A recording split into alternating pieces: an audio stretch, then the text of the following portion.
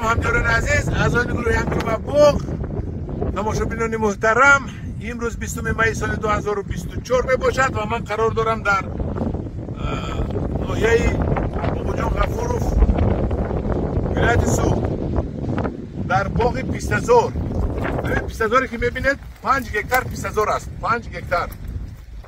و این پیسته هایی که میبینید، این درخت ها رسا 2 ساله شدند از روز شنوندن. 2022 شنونده بودیم و 22 سال و 3 ماه پیش شنوندیم، فوریه 22.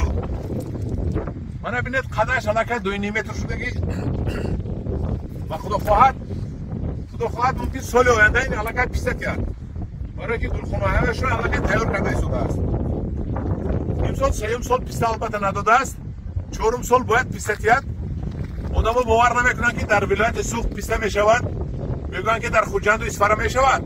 1 ساعت پیش ولی در واتساپ من از چورکوی اسفره رسم گرفته روی کردن که با آن شخصان روان کنید، گفتن که سوال میتن که در اسفره پیسته می شود یا نه، ولی من گفتم ویدیوش رو کردن روان کن و من ویدیوش رو کردن روان کنید و من میگذارم شما تماشا میکنید که در اسفره پیسته چقدر بستگی. من ببینید این پیسته چقدر نمیبندد. این پیسته همین سال 1 متر دیگه بلند می شود.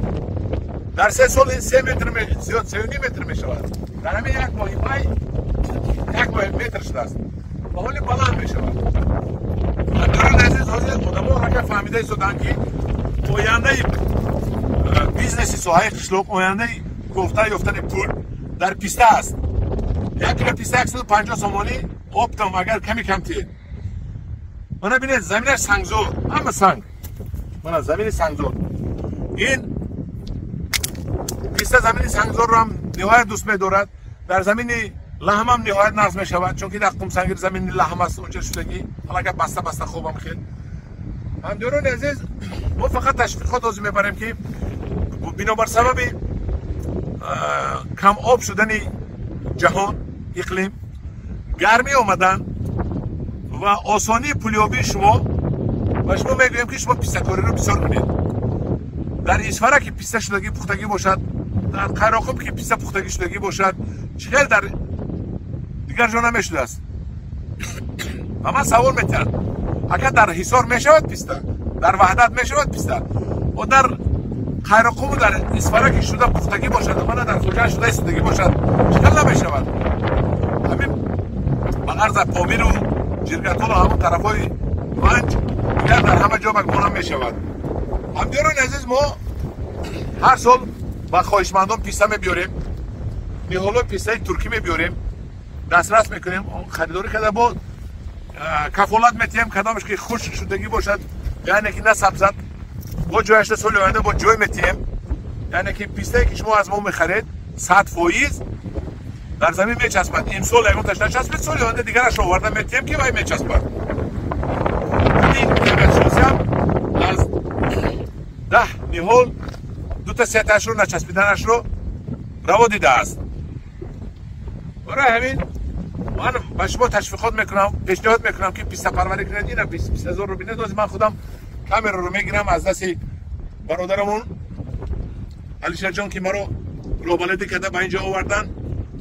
این پیسته‌زاری فرهاد جان است. فرهاد جان در سفر خدمتی هست، خدای تعالی حجشون رو قبول کنه، در حج میباشند و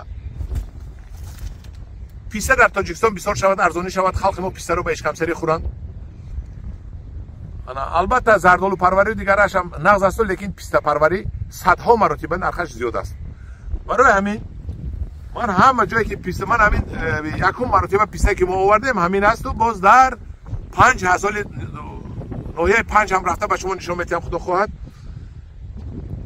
و باز یک بار دیگه تکرار به تکرار میکنم که پیسته پروری کنید، پیسته پروری کنید. مهنتش کم، خراجاتش کم، همین نهالش قیمت است.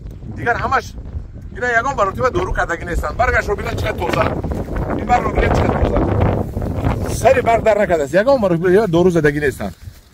من 50 سانتی متر نوده کرده است، چقدر تازه.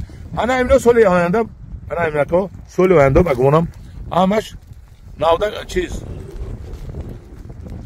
باید بندن. انا اینا باید که گلخانه شوند. انا اینا خدا خواهد سال آینده ما در اینجا پیسته رو بینیم و به شما نشان دهیم و اولین میوه ثمره دست مهنتی ما در خوجگی قشلاق به شما نشان میدیم. همدیران عزیز در پناه خدا باشد، خدا نگهبان شما باشد. یک مرتبه دیگه خدا موضوع با ویدیو میکنم، باز نوار میپرتایم. مراجعت کنید به ما، امید بنیاد نمودن باغ پیسته ها. در پناه خدا باشید.